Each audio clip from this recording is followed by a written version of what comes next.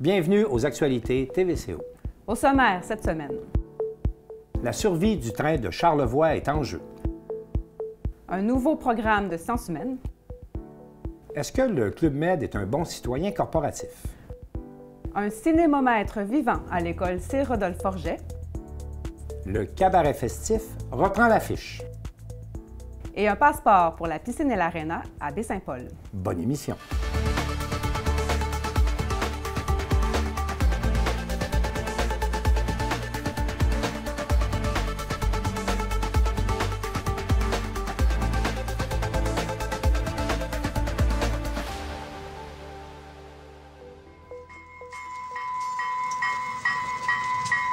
Le train de Charlevoix vit des moments difficiles alors que la ville de Baie-Saint-Paul ainsi que les deux MRC de notre territoire ont décidé de diminuer considérablement le financement à Réseau Charlevoix qui s'occupe du train de Charlevoix. C'est un manque à gagner de tout près de 400 000 $ et j'en parle avec Bruno Labbé, qui est le président du conseil d'administration de Réseau Charlevoix, ainsi que Nancy Bellé, directrice générale. Bruno Labbé, Nancy Bellé, bonjour. Bon matin. Monsieur Labbé, vous êtes président du conseil d'administration de Réseau Charlevoix. J'aimerais savoir, est-ce que le désengagement que l'on constate des municipalités puis des MRC dans le financement de Réseau Charlevoix, est-ce que ce désengagement-là met en danger la survie du train de Charlevoix? On est à une étape cruciale dans la vie de Réseau Charlevoix. Après 10 ans des ententes originales qui se sont terminées en 2022, oui. On est à renouveler un nouveau partenariat avec la région, avec les différents partenaires. C'est sûr que cette réalité financière-là a un impact sur la pérennité de Réseau Charlevoix. Donc, présentement, on travaille la saison 2023. C'est une saison qu'on va livrer, mais pour le futur de Réseau Charlevoix, ce qu'on est en train de discuter, ou ce qu'on discute depuis un an et demi, puis ce qu'on va discuter dans l'année 2023, peut avoir un impact majeur sur la survie de Réseau Charlevoix. Parce qu'il faut le rappeler, cette année, c'est le moment où votre entente de départ de 10 ans venait à terme. Vous aviez à renouveler ces ententes-là avec les partenaires publics de la communauté. Tout à fait. À quoi on peut penser? Là, vous me dites, malgré le manque à gagner tout près de 400 000 dans le financement que vous aviez l'an dernier, je parle de ce que les municipalités, les MRC ne vous donneront pas cette année. Donc, vous nous assurez qu'on va avoir une saison 2023. En fait, c'est que toutes les ententes se terminent pas exactement en 2022. Donc, il y a encore des ententes qui perdurent en 2023, début 2024, mais c'est sûr que dans l'année 2023, on doit s'assurer que financièrement, Réseau Charlevoix est viable pour les années futures. Qu'est-ce que ça représente, ça, ce 400 000-là, dans le budget global de Réseau Charlevoix? Ben, ça représente une capacité à opérer, une capacité à fonctionner, à entretenir la voie ferrée, à faire rouler les navettes. Mais en termes de pourcentage de votre budget, on parle de quoi? C'est quoi le budget de Réseau Charlevoix dans son ensemble? Je comprends que vous avez des trains, vous avez des infrastructures, vous avez pas loin de 60 employés, on entendait, temps partiel, temps plein selon les saisons.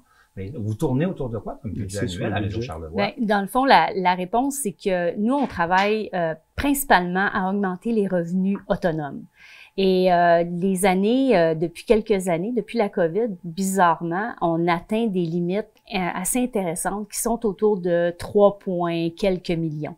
Alors, le 400 000, à ce moment-là, ben c'est sûr que ça a un impact sur l'opération. Il va falloir repenser à comment on va travailler en fonction de l'opération de 2023, mais faut juste mettre nos billes de la bonne façon en 2023. Parce qu'on comprend là que c'est moins 10 % de votre budget d'opération que vous perdez avec 400 000. On peut le voir comme ça. Oui. On est à peu près dans ces chiffres-là. Ouais,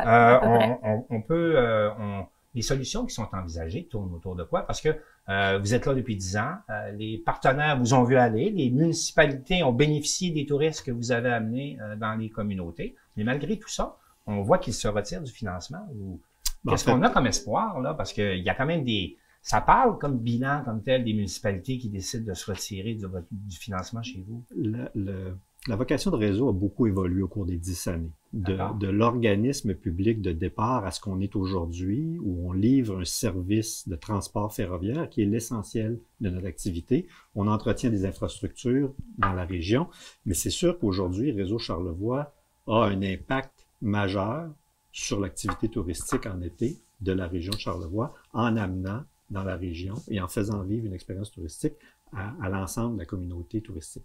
C'est sûr que le futur de Réseau Charlevoix, c'est ça le cœur de notre activité aujourd'hui, et ça passe par une régionalisation de l'activité, donc ça passe par une prise en charge par la région. Ça a été mis au monde dans un contexte d'entreprise privée en parallèle de l'activité publique, mais aujourd'hui, les partenaires privés sont toujours là, sont toujours présents. Mais là, on parle principalement du groupe Le Massif. On parle du groupe Le Massif, on parle de l'Hôtel Germain, qui sont des contributeurs. Oui. On a des contributeurs privés plus secondaires. On a plusieurs entreprises de la région qui contribuent aujourd'hui, qui bénéficient de retombées et de visites. Et vous avez également du soutien pour l'entretien très coûteux d'une ligne ferroviaire. Il faut le dire aussi. Vous l'entretenez, vous la maintenez en état. On l'entretient, on a du soutien du CN pour ça. Oui. Mais le futur de Réseau Charlevoix passe par une implication plus importante de la région qui doit s'approprier cette infrastructure-là, puis cette entité-là qui est Réseau, qui a des retombées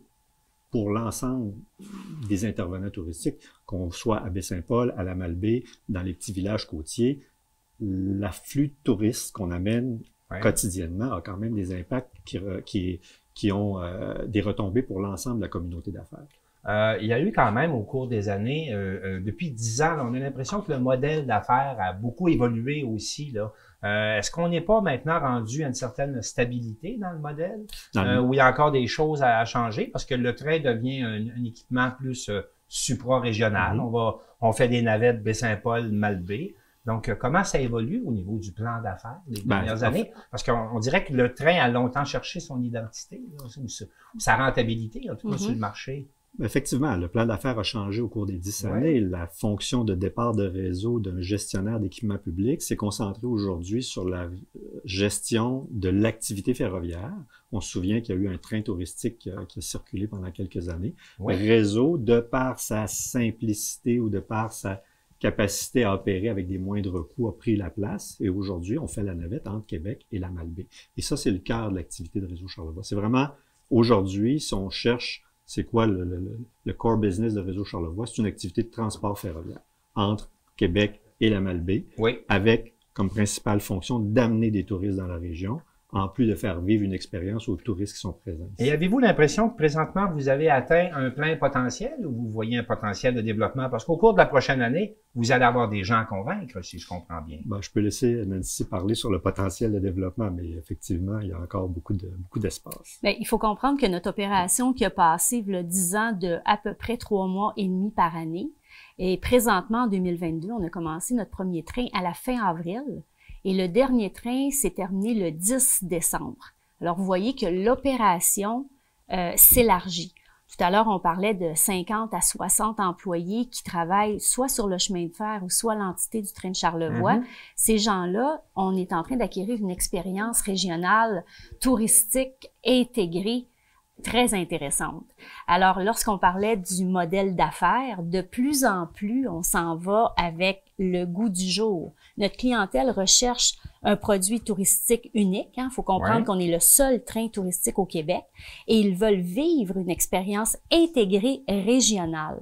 Donc, la forfaitisation devient un élément d'importance. Je ne doute pas que vous avez plaidé ainsi auprès des municipalités puis des bailleurs de fonds que vous avez sollicités au cours des derniers mois. Puis malheureusement, là, la récolte n'est pas là au niveau des fonds. Vous vous retrouvez à un moins 400 000.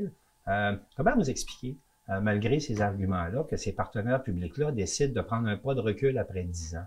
Comment vous expliquez ça? Parce que vos arguments sont bons. Clairement qu'il y a possiblement une perception de l'impact de Réseau, qui est peut-être pas à la hauteur de ce que nous, on croit qu'il est, que l'impact, il est réel et il est important.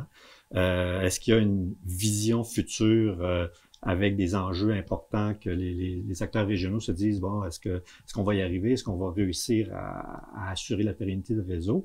C'est sûr que nous, on se questionne. Est-ce qu'on a bien communiqué? Est-ce qu'on a fait notre travail de la bonne façon? On est continuellement en train de... Oui, c'est plein de défis. Tout à fait. Opérer un train touristique dans une région. Donc, clairement que la vision... Il y a des défis là. La vision de régionalisation qu'on a, de prise en charge par la région de Réseau, le message n'a pas été complètement acheté, complètement compris. Les partenaires, ils sont là. Il ne faut pas dire... les deux MRC, les deux municipalités principales sont présentes avec de l'aide financière. Les communications se poursuivent.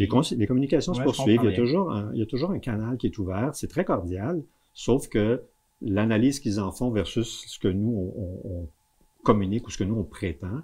Là, il y a un décalage, puis c'est ça qu'il va falloir éventuellement solutionner en 2023. Et c'est l'enjeu et c'est le défi qui vous attend. Tout à fait. Ben, écoutez, merci beaucoup d'être venu faire le point avec nous ce matin. Je souhaite la meilleure des chances en poursuite des activités de réseau. Et puis, on sera là pour faire état des développements. Merci encore. Merci. Ça nous a fait plaisir. Merci à vous. Est-ce que le train de Charlevoix réussira à réunir des appuis dans la communauté? J'ai posé la question à Michel Dion, le directeur général de Tourisme Charlevoix, ainsi qu'à Joanne Côté, la directrice générale de la Chambre de commerce de Charlevoix. Je pense que ça va être important qu'on s'assoie avec eux là, pour comprendre un peu plus quels sont leurs enjeux au niveau du financement notamment. Là, ça semble être là beaucoup que ça coince. Donc, je pense que ça va être important qu'on prenne rencontre avec eux puis qu'on voit exactement là, quels sont leurs besoins puis comment on peut les aider dans tout ça. Est-ce qu'on a, du côté de Tourisme Charlevoix, évalué les impacts réels des visiteurs que nous procure le train touristique? Est-ce qu'on a des études là-dessus? Non, on n'a pas d'études là-dessus. Puis je dirais que les données, de manière générale, dans l'industrie touristique, un peu partout au Québec, c'est assez limité. Là. Donc, c'est des données qu'on aimerait certainement avoir bientôt. C'est sûr qu'en même temps, c'est plusieurs centaines de passagers qui passent par là, des clients qui viennent d'un peu partout. Donc, c'est certain que ça a une contribution à l'économie régionale qui est intéressante, mais on n'a pas de chiffres nécessairement pour appuyer tout ça. Bien, écoutez, je pense que la communauté d'affaires aura à se positionner effectivement là-dessus. Parallèlement à ça, il faut quand même réaliser que le train de Charlevoix est un produit d'appel touristique pour la région. Reste à savoir si les investissements qui sont demandés génèrent des retombées suffisantes et intéressantes pour l'ensemble de la communauté touristique, des acteurs de la communauté touristique de Charlevoix. Alors, il faudra voir si les gens d'affaires seront derrière. La question se pose. Le Centre d'études collégiales en Charlevoix dévoilait cette semaine sa programmation pour la prochaine année scolaire. Un programme de sciences humaines revampé en est la principale nouveauté. C'est un exercice régulier exigé par le ministère de l'Enseignement supérieur que de repenser un programme comme celui des sciences humaines. En fait, on a travaillé très fort depuis un an sur l'actualisation du programme de sciences humaines et on est vraiment contente de lancer ça. Ça va commencer dès l'année prochaine, en septembre prochain. Donc, on a des nouveaux cours qui sont super intéressants, des thématiques plus actuelles, encore plus ancrées dans la réalité sociale actuelle. Puis qu'on offre des cours qui ne sont pas donnés ailleurs, donc qui vont être spécifiquement donnés au CECC. La directrice du Centre d'études collégiales en Charlevoix, Marie Aboumrad, espère contribuer à la rétention de la main-d'œuvre dans la région grâce à ce programme. Ce qu'on essaie de dire aujourd'hui, c'est que nos étudiants charlevoisiens ont vraiment avantage à choisir le CECC pour faire des études en sciences humaines parce que c'est un programme qui se donne un peu partout. De faire 2 années ici, il est même possible de faire sciences humaines en 3 ans, sans souci, mais de faire plusieurs années de plus dans la région, c'est s'ancrer, c'est travailler dans les entreprises de la région, c'est aussi rester avec nos amis qu'on connaît très bien pour permettre de s'investir dans ces études et d'aller plus loin là, au niveau de l'exploration vocationnelle et d'être d'autant plus convaincu de son choix universitaire.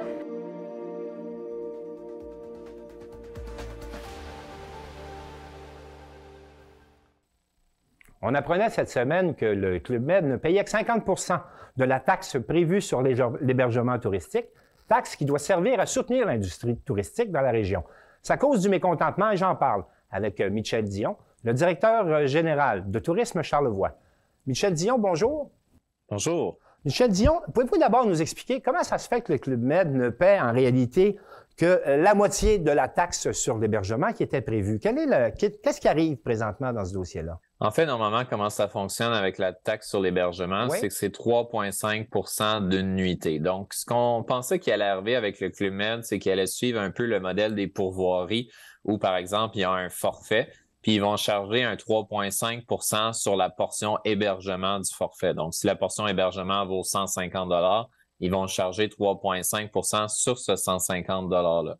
Mais là, ce qu'on a constaté au niveau du Club Med, c'est que l'ensemble des ventes passe par un intermédiaire qui est Club Med Vente Canada Et la loi de l'hébergement touristique prévoit que, dans le fond, quand on passe par un intermédiaire, comme l'intermédiaire ne peut pas toujours savoir le prix de la nuitée, c'est un 3,50 $ fixe.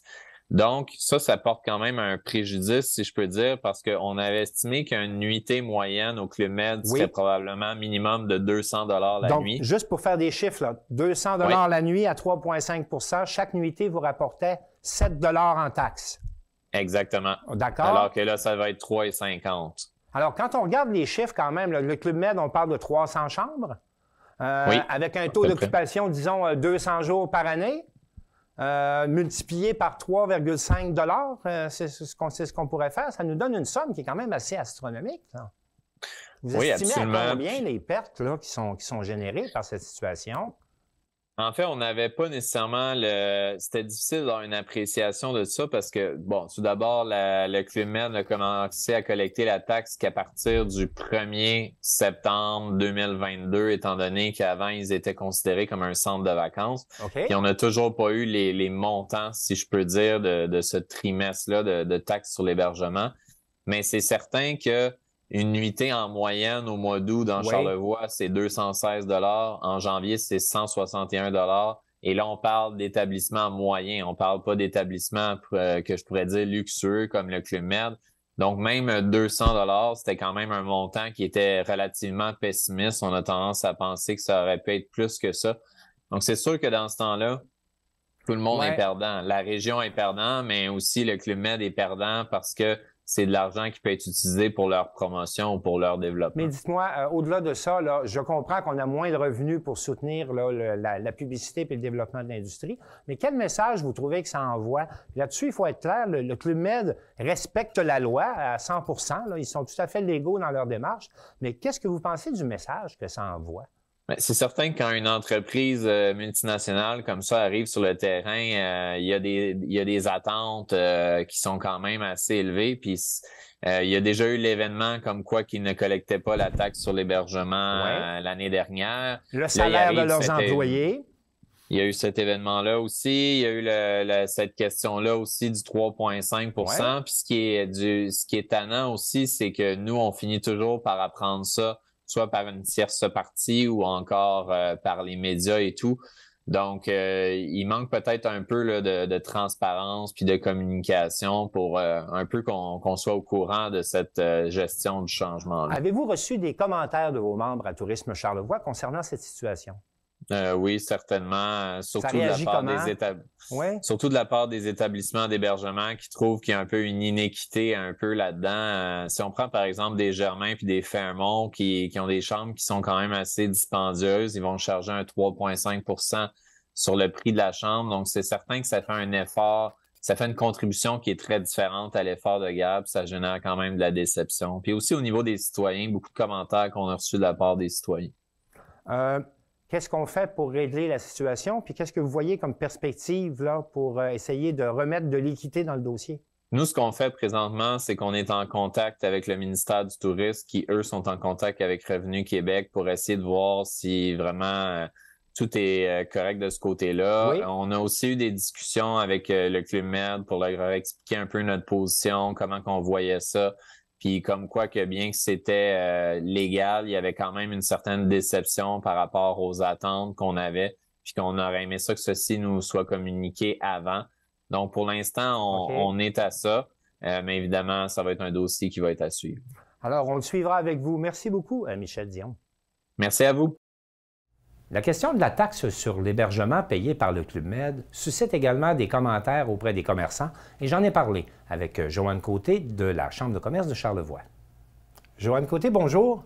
Bonjour. Joanne Côté, sur la question des taxes que doit payer le Club Med au massif, est-ce que vos membres vous ont fait des commentaires à la Chambre de commerce? Bien, effectivement, on a eu quand même passablement de commentaires. Il y a beaucoup de joueurs ici. En fait, tous les hébergeurs touristiques paient cette taxe-là de 3,5 %. Alors, c'était un peu surprenant d'apprendre que le Club Med payait seulement 3,50 $ la nuitée. En toute légalité, il faut le dire quand même. Tout à fait. Là, le problème, je pense qu'il faut voir deux aspects, le problème légal et le problème moral. Le problème légal, effectivement, ce que le Club Med fait, c'est tout à fait légal. C'est écrit textuellement dans la loi.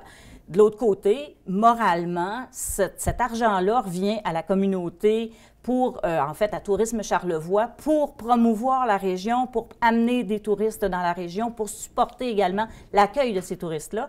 Et là, le plus gros joueur qu'on a dans la région ne participe pas, profite seulement des retombées sans participer, en fait, à cette capture de dollars. Est-ce que ça laisse... Je vais vous poser la question. Est-ce que le Club Med est un bon citoyen corporatif dans ce qu'on voit depuis sa première année d'opération? Avez-vous l'impression que c'est un bon citoyen corporatif? Bien, je ne répondrai pas ni par oui ni par non, mais c'est clair qu'on aurait intérêt du côté du Club Med à peut-être faire un peu plus partie intégrante de notre écosystème pour comprendre comment on peut devenir un bon citoyen corporatif dans Charlevoix.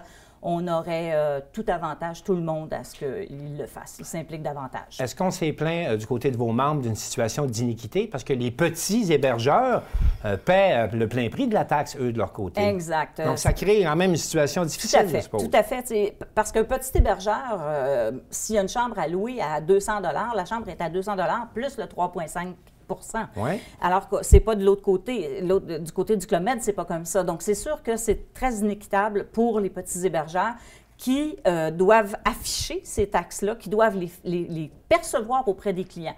Fait que oui, on a des plaintes de ce côté-là. On aimerait bien que et les grands et les petits soient traités de la même façon. Qu'est-ce qui est possible de faire à la Chambre de commerce pour mieux intégrer ce grand joueur dans notre économie locale? Bien, écoutez, on a fait certaines activités déjà. On a essayé de rapprocher les entrepreneurs qui pouvaient offrir des services et des produits à Club Med. On a fait déjà des tentatives de ce côté-là. On va continuer à le faire. De notre côté, on essaie à chaque fois que c'est possible de créer des maillages parce que c'est le travail qu'on a à faire. Mais je dois quand même avouer que c'est pas toujours simple d'avoir même un contact au Club Med. Donc, je les invite sincèrement à essayer de se rapprocher de la communauté d'affaires. En souhaitant que la communication s'améliore avec le Club Med, je vous remercie, Joanne Côté.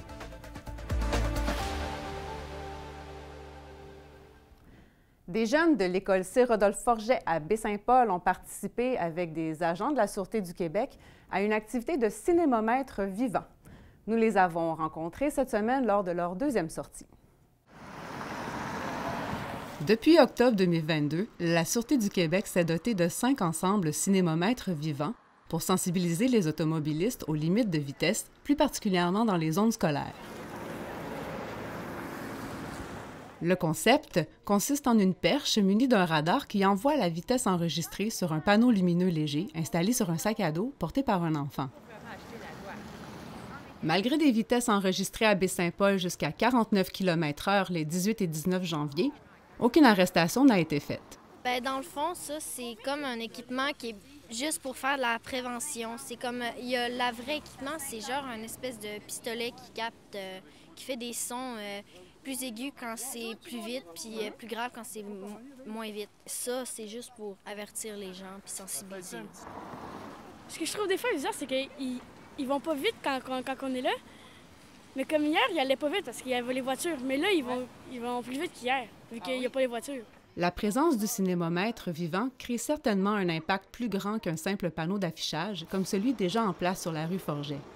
Cependant, la priorité des passages piétonniers reste un point sur lequel il pourrait y avoir amélioration. Quand tu passes à l'intersection avant la rivière du Gauche, je vois que des fois, le monsieur n'est pas là, puis j'ai déjà failli me faire frapper des fois. Des fois, quand tu passes ici, bien, il y a des gens qui arrêtent, mais il y a des gens qui continuent souvent.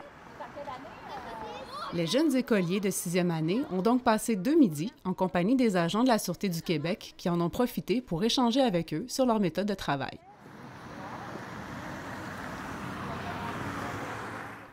Le cabaret festif lance sa 12e édition ce mois-ci. J'ai rencontré Anne-Marie Dufour, la directrice du concours.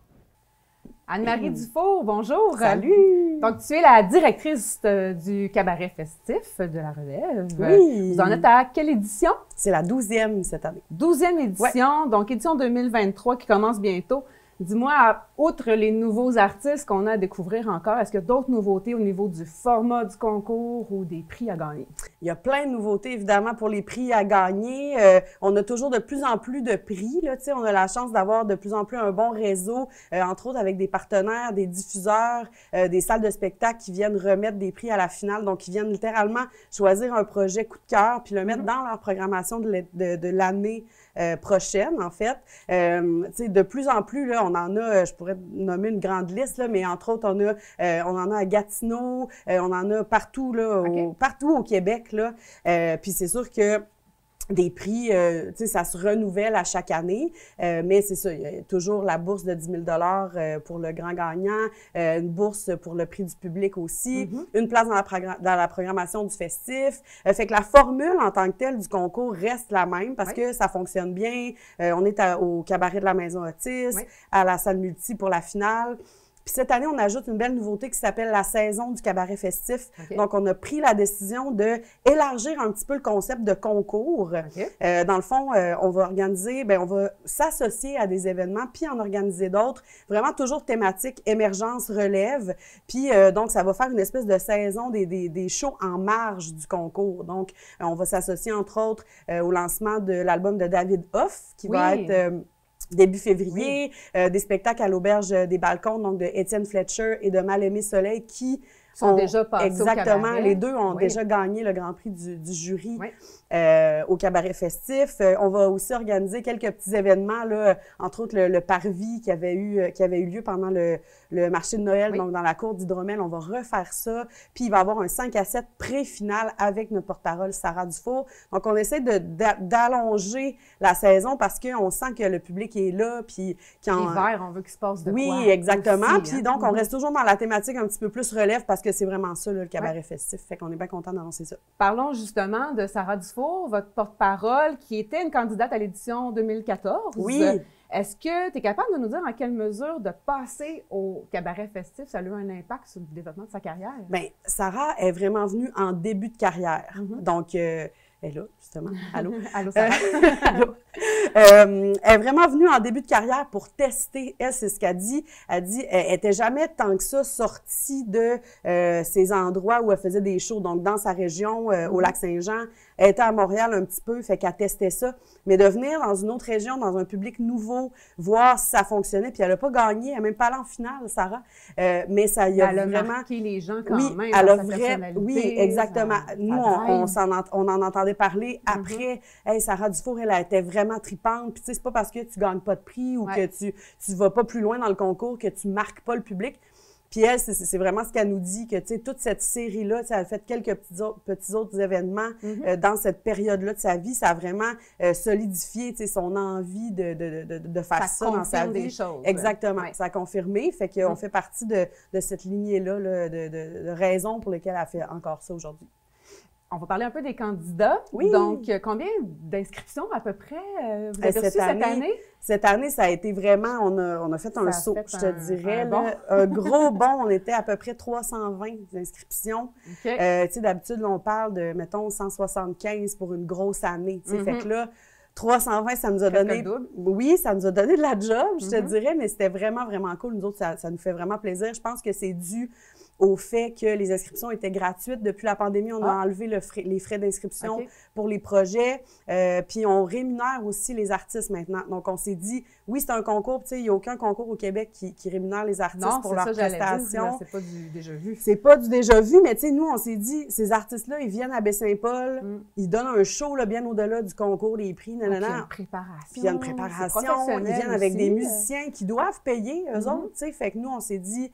On les paye pour leurs prestations. Fait que ça, on l'a vraiment vu beaucoup dans les formulaires, tu sais, des gens qui nous remerciaient, puis des artistes qui disaient, tu sais, c'est différent des autres. Fait que c'est vraiment, on met pas l'accent tant que ça sur le concours. Tu sais, nous autres, là, quand on est en contact avec les artistes, c'est vraiment, venez donner un show, vous allez avoir un public vraiment cool. La salle est pleine, l'expérience, vous avez un nouveau public devant vous. Aussi qui se fait. Exactement. Il y a un jury sur place, il y a des médias, donc ils peuvent découvrir faire des rencontres. Fait que... C'est ça, ça a vraiment... Puis parmi tous ces candidats-là, on voit la cohorte finale qui est quand même très diversifiée toujours. Comment vous faites vos choix? C'est complexe. Ben, nous, à l'interne, en fait, on passe à travers absolument toutes les inscriptions. Okay. Ça fait une espèce de premier filtre parce que ben il y a des groupes qui sont pas éligibles à la base, qui nous ont, tu sais, que le dossier est pas complet, des trucs comme ça, fait qu'on en élimine quand même. Mais avez-vous comme des créneaux précis que vous essayez d'aller chercher? Pas dans le style. Dans le style, non, pas du tout. On y va vraiment par coup de cœur. Nous autres, au Festif, ça a toujours été ça, autant dans la programmation du festival que pour le concours. Puis, on prend un comité de sélection de partenaires qui sont là depuis longtemps. Okay. Donc, ils connaissent le Festif, ils connaissent le concours aussi. Fait que, tu sais, ils savent vraiment, bon, la programmation, d'habitude, on veut que ce soit surprenant, on veut qu'il y ait un message, on veut que les artistes soient originaux un petit peu, qu'il y ait quelque chose à dire. On peut faire confiance à ces gens-là qui savent à quoi on s'attend. Exactement. Donc, nous, on leur envoie vraiment le gros dossier avec ce qui reste de candidature. Puis là, ces gens-là, il y a 15 personnes à peu près, ils se rencontrent. Puis là, il y a une cohorte de 12 candidats qui viennent. Est-ce que c'est moi ou il y a toujours une place prévue pour un artiste charlevoisien? Ça se fait-tu? C'est un hasard? La plupart du temps, c'est un hasard. On en a souvent un. On en a souvent un ou une. C'est souvent arrivé que, en fait, dans les premières années, on tenait vraiment à ça, mais là, avec la maturité du concours, on peut pas dire au comité de sélection, ils viennent de Baie-Saint-Paul, il faudrait s'en prendre un, parce que ça aiderait pas personne. De toute façon, fait que ça Exactement. L'année passée, avec Caractère Gras, il y a David Doff qui l'a déjà fait aussi. Tu sais, c'est toujours arrivé que le comité de sélection l'ait choisi. On n'a pas dit pouce là-dessus. Bon, tant mieux pour la région. Ben, tout à fait. On va passer rapidement sur la rencontre, la consultation qui est prévue le 31 janvier prochain pour l'édition 2023 du Festif. On connaît un peu vos façons de faire, qui sont souvent de sonder le public. Est-ce que là, cette rencontre-là, c'est pour revenir sur des problèmes de l'année passée, sonder pour des solutions, ou c'est plus côté développement pour des nouveautés? C'est vraiment tout ça. C'est un mélange de tout ça. Il va y avoir vraiment une partie au début qu'on va... on veut en fait être transparent avec la population. C'est sûr que l'année passée, c'était une grosse édition. On revenait de la période pandémique. On a donné... une journée de plus. Il y avait une journée de plus, exactement. Donc, cette année, on revient. Donc, le dernier spectacle va être le dimanche midi, comme historiquement. Formule, 4 jours. Exactement. Fait que c'est ça, la première section de la séance, la première partie, ça va vraiment être de donner notre plan de match pour cette année. Ça va être ça le Festif cette année, puis aussi montrer à la population qu'on est complètement conscient qu'il y a des choses à améliorer. On est un petit festival, c'est la 14e année. Il y a toujours des choses à améliorer. Il y a des surprises aussi. On a vu la quantité de monde, la météo, la première année. Oui, exactement. On a des surprises, puis on travaille à chaque année justement pour écouter les gens. Nous, on a pignon sur rue, nos bureaux. Il y a des gens super souvent qui viennent donner des commentaires, puis on est vraiment ouvert à ça, mais on veut vraiment l'ouvrir au public, même ça va être à TVCO, justement, parce qu'on veut être transparent pour les gens qui ne peuvent pas se déplacer, puis on va prendre les questions. Ça, c'est vraiment important pour nous autres, les commentaires constructifs, évidemment, les questions, puis on veut le faire avec la population, puis on ne veut pas nuire à personne. Oui, est-ce que quelqu'un qui aurait des questions, mais qui ne peut pas se présenter, est en mesure de vous les envoyer d'avance? Ben oui. Par notre page Facebook, il n'y a aucun problème. On peut faire ça. Puis on en reçoit là, presque à chaque jour, presque toutes les semaines, là, des questions de citoyens ou des gens. Puis on est vraiment, on est super ouvert à monter la prochaine édition avec eux. Tout le monde ensemble. Exactement. On sait déjà que la scène flottante, ça a été annoncé, elle ne reviendra pas pour cette année. C'est pas à vie qu'elle ne reviendra pas. Bien, on a la chance d'avoir C'est en réponse à une réaction qu'il y a eu? Ou c'est vraiment nous, je te dirais. On a vu qu'il y avait beaucoup de gens.